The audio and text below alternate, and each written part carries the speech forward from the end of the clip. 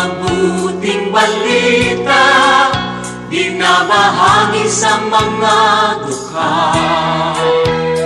Ngunit paano nilang masisilayan ang habag at pag-ibig mo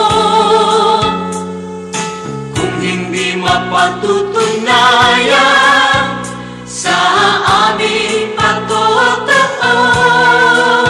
Kaya kung paano mo kami kinalingan, kung paano mo kami minahal, sa aming buhay nawa ay magbunga ng pagtitiyaga at pagpapagal sa aming kilos, salita at damdamin.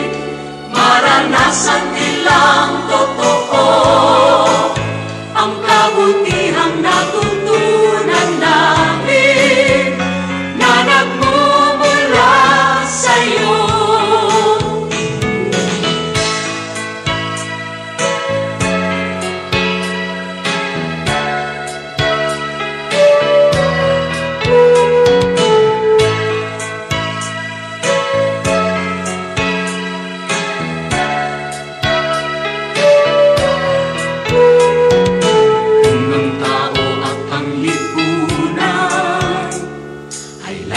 Makasarili